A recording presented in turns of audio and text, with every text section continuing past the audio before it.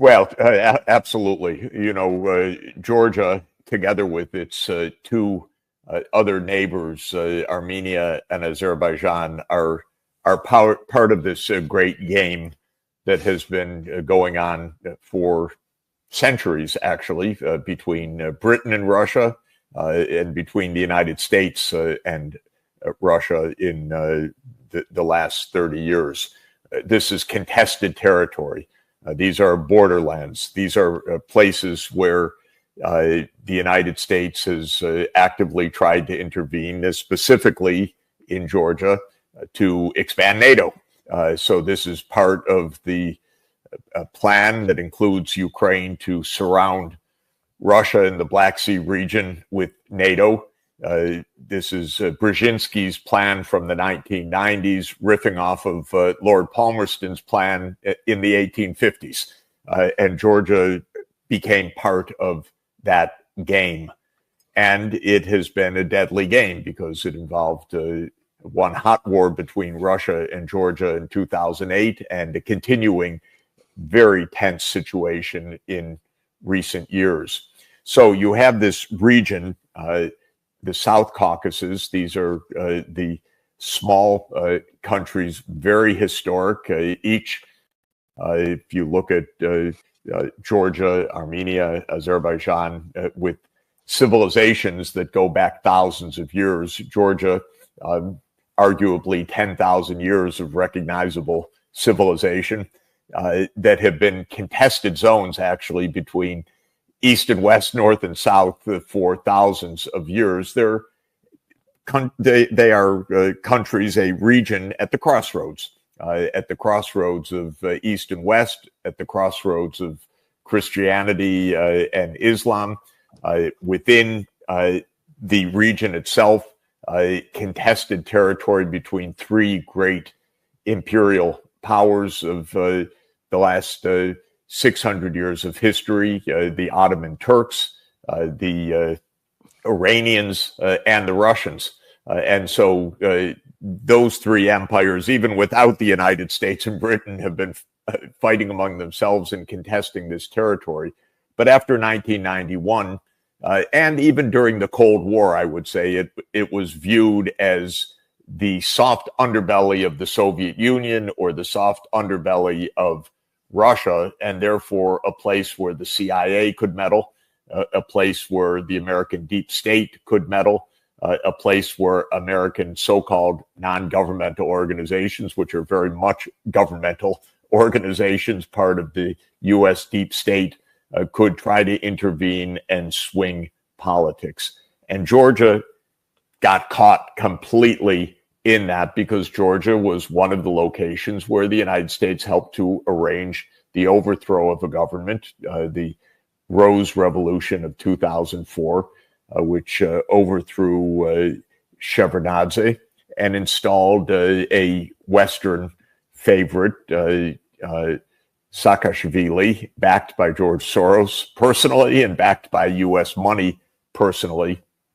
And he was the stooge, I would say, to promote the entry of NATO and the EU into the region. Now, one thing about the EU being there also, this region, if you ask a geographer, is not in Europe. These are countries south of the Great Caucasus Mountains. The crest line of the Caucasus Mountains is the divide between Europe to the north, that's Russia, and Asia to the south. So these aren't even geographically part of Europe. But the European Union, in this neocon U.S. promoted age, wanted to take territory as NATO expands. So they went side by side, as in Ukraine as well. And Saakashvili became the instrument for that. And in 2008, at this infamous NATO Bucharest summit, which was I would say in a way a turning point when Europe fell completely into line with U.S. neoconservatism, that Georgia and Ukraine together at that NATO summit were invited into NATO. that was, I think, the turning point from cold to hot war that ensued. And in the case of Georgia, Saakashvili, I'll tell you one anecdote, but he took this invitation to NATO as also the invitation to attack a breakaway territory and try to reclaim it for Georgia, thinking that NATO has his back and the United States has his back. And he lost a war with Russia in 2008. He ended up in many weird adventures of politics throughout the region, including in Ukraine, and very bizarre guy. But in any event, this thrust Georgia into the front line of the Russia-U.S. confrontation. And it's been there until basically now the governing party, the Georgia Dream, which you will know more about and be more up to date than I am, having just visited, is trying to extricate Georgia from all of this great game, because this great game is not conducive to peace, to security, or to economic development. It is a disaster. It is being used as a pawn of somebody else, and in this case, a pawn of the United States.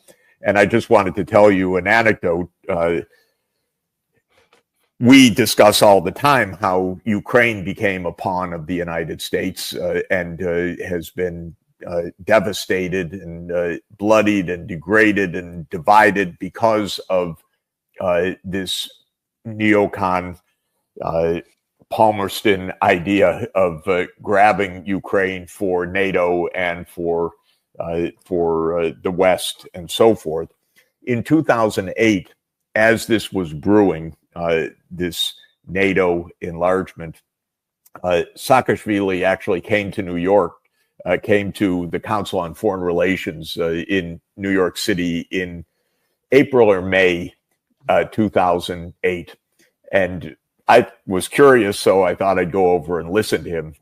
So I walked across Central Park and went to hear him speak. And it was incredible. We are part of Europe. We've always been part of Europe. We will be part of NATO. We will be part of the European Union. We are the most European country.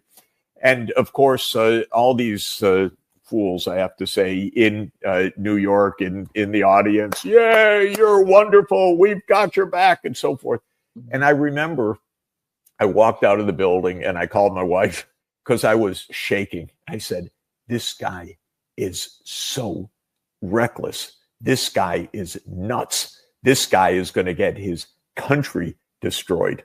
And it was just, I don't know, maybe 2 or 4 weeks later that the war broke out and that indeed Saakashvili was smashed as a result. But I had that very personal presence of this insane arrogance that the United States gives these countries. They think the U.S. has their back. Now we can do anything. We'll defeat Russia. We can put it in their face. And this is the mindset that has led us to disaster all over the region. But that's a very long-winded answer to your question. But the core of the issue is for Armenia, Azerbaijan, and Georgia, they've been caught in a U.S. game from the 1990s, partly to weaken Russia, partly to grab oil resources in the Caspian region, partly to build a Caspian Black Sea pipeline that would go around Russia. In other words, great game stuff with some of the big names of the neocon world involved from the start. Brzezinski, always around. Scowcroft, Kissinger, amazing, playing games in this region, thinking that this was part of the post-1991 process of further weakening or deconstructing or decolonizing Russia. And these 3 little wonderful, amazing historic countries have gotten caught in the middle of it, and they're trying to extricate themselves from it. And Europe continues to meddle nonstop. The U.S. has tried, but I don't think, I hope that Trump has no interest in this. So maybe they actually have a chance on their own for some economic development. Bottom line and final point, I should say, my recommendation to them is look at your map, look at your geography, look at your neighborhood. That's how you do economics to start. You have neighbors. You trade with your neighbors. You have investments with your neighbors. You have infrastructure with your neighbors. The three neighbors are three big powers: Russia, Turkey, and Iran. Three historic civilizations. They actually are getting along reasonably well right now, thank you.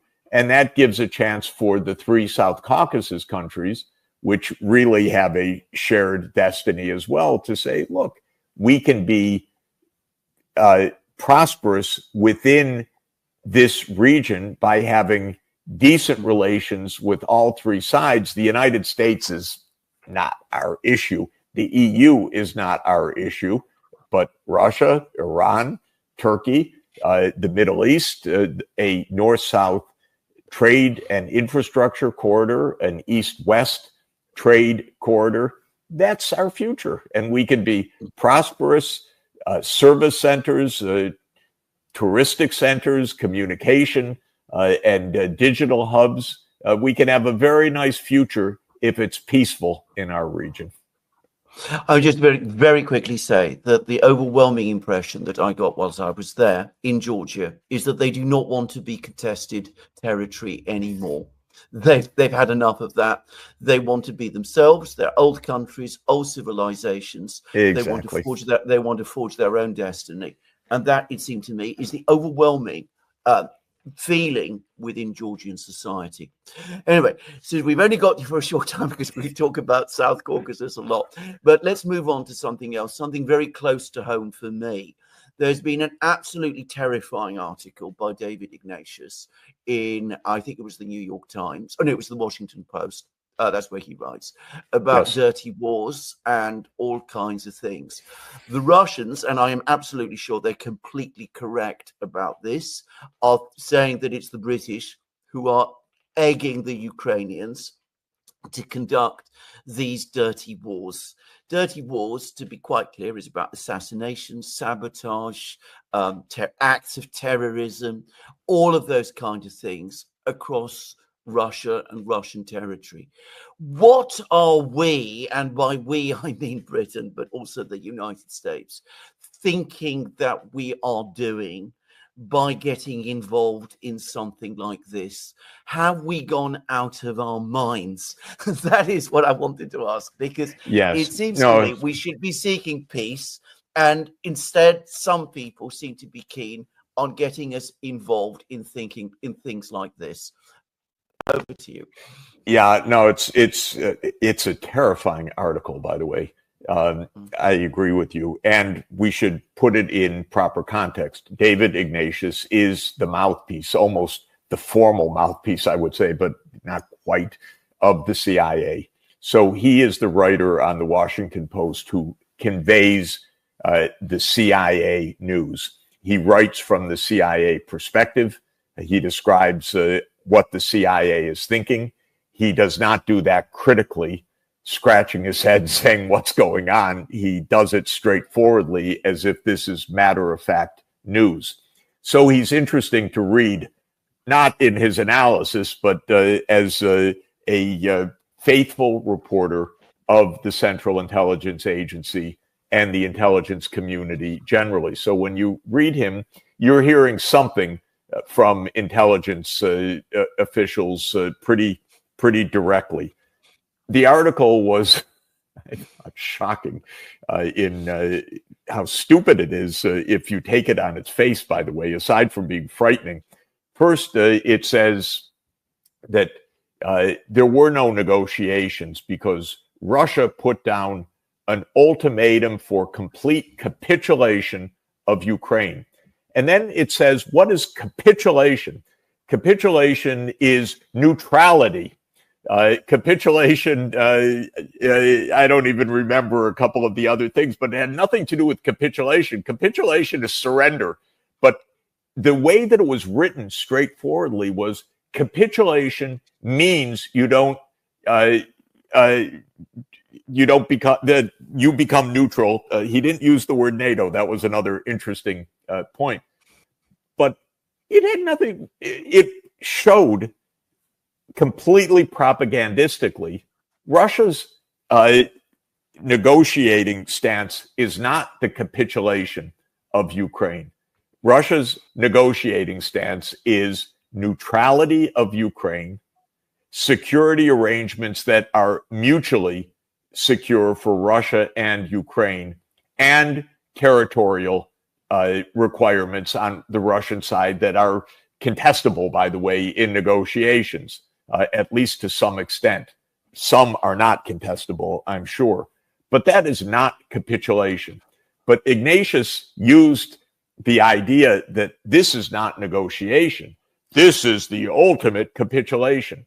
And that's already the CIA propaganda, to say there's nothing to talk about. There's nothing there. We think maybe, I think so, that Donald Trump knows better than that. I think that he understands that not joining NATO for Ukraine is not capitulation. It's sanity for Russia, for the United States, and for Ukraine. Neutrality is exactly what's needed. But then the next paragraph of that article, after disposing of Russia's demands for capitulation, said Ukraine will never give up its right to join the Euro-Atlantic community. Again, propaganda.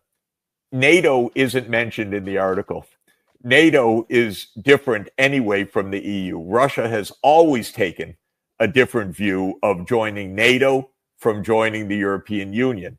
It's been the game of the neocons and the game of Washington and the game of the CIA and MI6 to conflate the two completely. The UK should know better. It's actually part of NATO, but it is not part of the EU. So the two, in principle, are different, but not in the minds of the hardcore West. But then, yes, the idea was we fight on, and it was saying that we are going to fight in every way, dirty wars, war on the battlefield, and so forth. And it was kind of a declaration of ongoing war. We will outlast the Trump administration. We will outlast Donald Trump. We will outlast these negotiations. We will fight on. So has Britain gone mad? I don't want to be impolite, but Britain's been mad for a long time. It hasn't gone mad. This is a British attitude towards Russia that dates back to 1840. Britain has been at war essentially with Russia since the 1840s. It went to a hot war on pretextual grounds, we would say, as if David Ignatius wrote such an article in 1853. The whole Crimean War was a concoction because Russia was complaining about the Ottoman Empire giving in to French demands. It made a minor provocative move of troops into Wallachia. The British stood up and said, "You can't do that." Got the French and Napoleon III alongside. The Russians said, okay, we leave. And then the British said, "You can't leave, we attack you."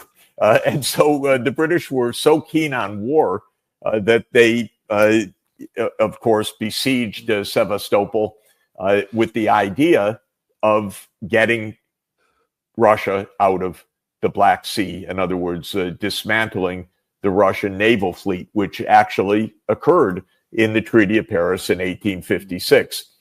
This is Brzezinski's plan from 1997. Same idea, same geography. We're going to get Russia out of the Black Sea, making it a third-rate power. It won't have a navy that can enter the Eastern Mediterranean. Russia will be banished from involvement in the Middle East and so forth. So the war today is the same war. Now, MI6 and the CIA have been part of this from the start. And I would say, if we really look at when the start is, you could date it to 1853. You could date it to the British Expeditionary Forces in Russia after World War I. And you can certainly date it to even the weeks after World War II, when the Soviet Union had been the lead country and the main ally that had smashed the German war. Immediately, Churchill turned to his war cabinet and his military advisors and said, well, can we go to war with the Soviet Union now? This was already in the summer of 1945, because the idea took hold almost immediately in the UK and US security circles. This is OSS days, even before the CIA was established. But in the high command, well, our next war will be with the Soviet Union. They were the allies that just lost 27 million people. But immediately, and I'm talking about June, July 1945, starting to think about the next war with the Soviet Union. What's amazing to me is how the end of the Soviet Union also didn't change this almost at all. We now go on to Russia. So it was without missing a beat that the end of the Soviet Union, the pretext of Bolshevism and communism as being the great threat, when that was gone, that also didn't change the idea of MI6 and the CIA. Now we need to dismantle Russia. And lest anyone think I'm kidding, read Brzezinski's Grand Chessboard of 1997, where he opines in his high-minded way that maybe Russia will divide into three countries, a European Russia, a Siberian Russia, an East Asian Russia, that could be in a loose confederation.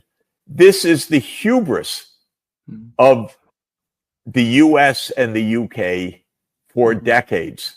And I'm afraid, I'm actually even more afraid of MI6, I have to say, not in its power, but in its recklessness. I mean, you look at Starmer.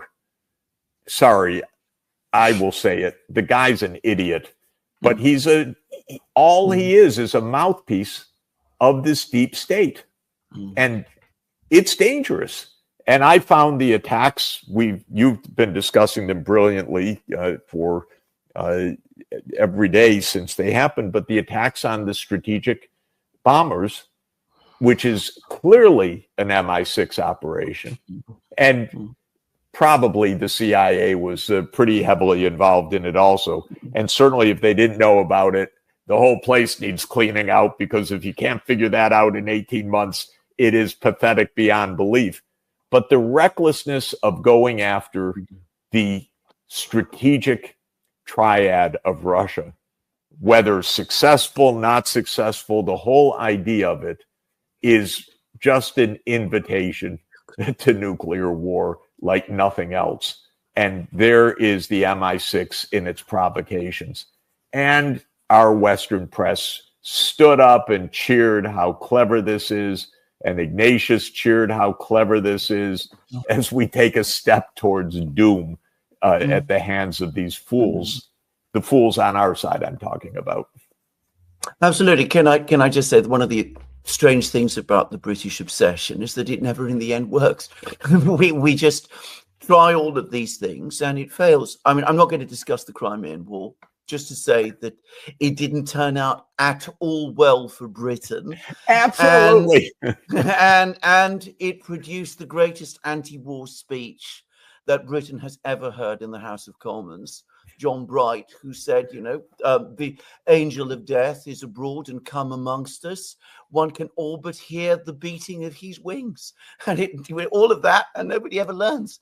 But anyway, moving on, there is some attempt, though, from the United States to sort of reach out. We've had apparently a productive call between Rubio and Lavrov.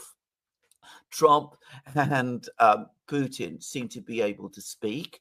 There's been also, with the other great power, China, there's been another conversation between Xi Jinping and Trump. However disorganized and chaotic this administration is, and it is, nonetheless, they do seem to be trying some level of diplomacy. Can we look at any hope there? I mean, is this going to achieve anything? Because we're not getting anything from Europe that's productive in any way. Britain obviously is a lost cause. What are your feelings about what's going on in the United States about this? It is fascinating. Trump is trying to stop the war in Ukraine. He's got the right basic instinct, which is Putin's got a point. NATO should not be there. This was Obama's war. This is Biden's war. I don't want this. The United States doesn't need this, and so forth. All of that is in the right direction. It's fascinating how the American political class cannot get its head around this by and large. And so the administration is getting attacked by, Mitch McConnell going after the defense secretary in Congress, that we must never allow Putin to win, and all of the neocon tropes, Lindsey Graham and so forth. The same way, Richard Blumenthal, absolutely awful people who've been wrong on every part of American foreign policy for 3 decades. So the battle in Washington continues. I would say after this extraordinary Ukraine attack on the strategic bombers, Trump put them in their place and said, stop, at least temporarily. And you heard voices like General Kellogg, who, is kind of on the borderline between the two sides, say, don't do this. This was reckless. This was dangerous. I think this was a very sobering episode, a very embarrassing episode, because whether Trump knew or didn't know, it's embarrassing. It's, in fact, destabilizing and threatening. So for the moment, the recklessness of Ukraine has given Trump more political space. But the relentlessness of the American neocon political establishment, combined with Starmer, Merz, Macron, Tusk, almost every day up until that bombing, meeting with Zelensky, and now, interestingly, keeping a distance from Zelensky for the moment. But all of that has meant that we are in between war and peace. My own view is the President of the United States has the power to end this war, but it requires political capital. He has to have an organized team that says, we stop. We do not provide armaments, and we do not provide intelligence to Ukraine, because we will not be a party to this ongoing war. And to explain that to the Europeans as well, which is, if you fight on, we can't stop you, but it would be ill-advised, because you really can't do anything without us, and you know it. And to Mr. Zelensky, I would just explain the facts of life, which he did not have to hear from Biden for one single moment for 4 years. So to my mind, Trump has the power to make peace and to end this conflict. This is mainly between the U.S. and Russia. If Zelensky, as a martial law little clique, does not want to do that. I think the real negotiations anyway are between the United States and Russia, that the United States says NATO will not expand. We settle our other mutual security issues because we are the two largest superpowers in the world and we were slipping towards nuclear war.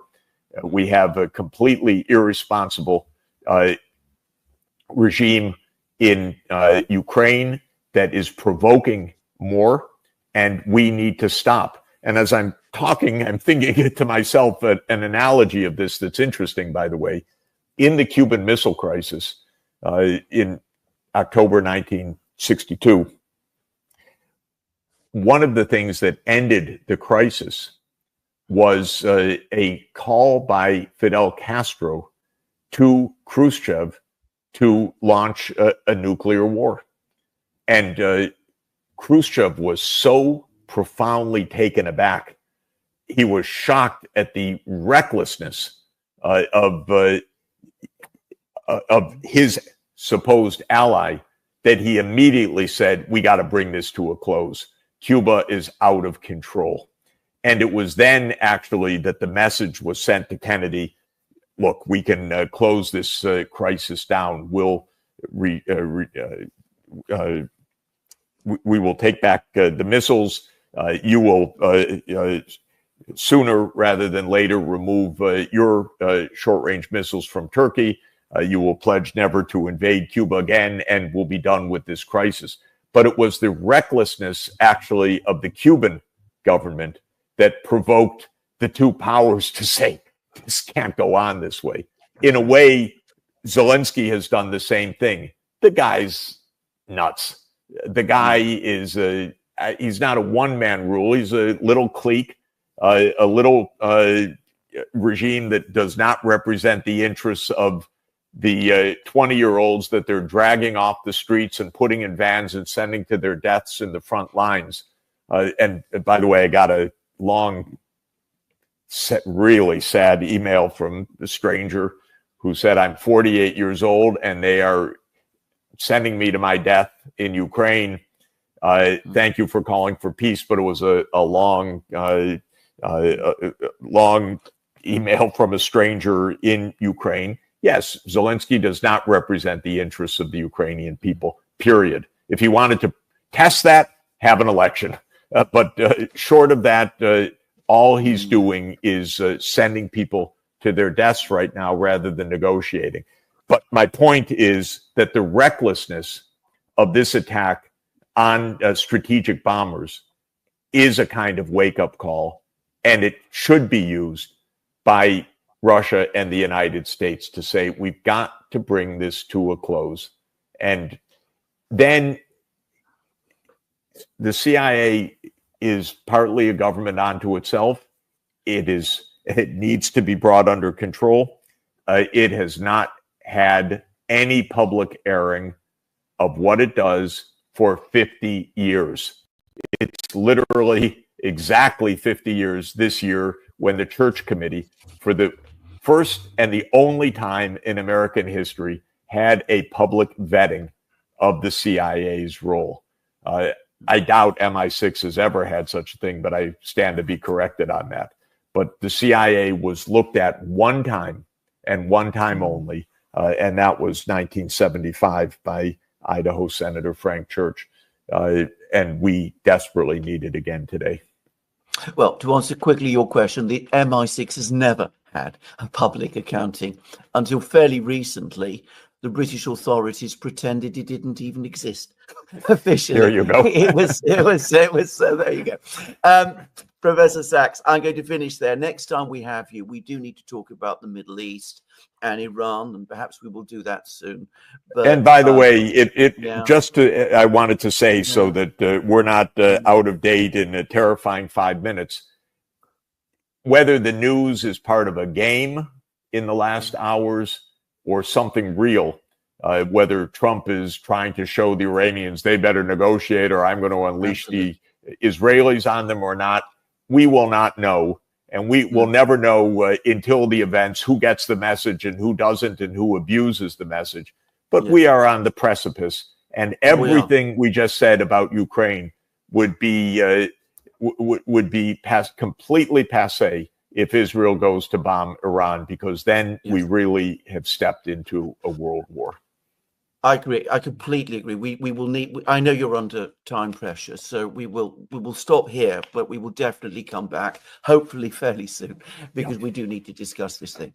So, if you have a moment, I'll just pass over to Alice and maybe Professor on my side. Professor Sachs, I know you've got maybe like a minute or two, but one quick question from Josie: What advice would you give to ordinary people, those of us who are not politicians or involved in decision making, especially here in Europe? How can we contribute to meaningful and positive change?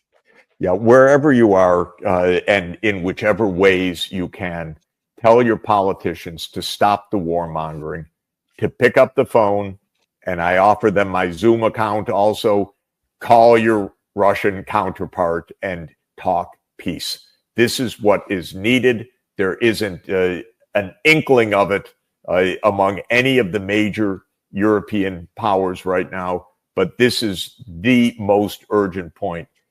The Europeans need to talk with their Russian counterparts. Thank you, Professor Sachs.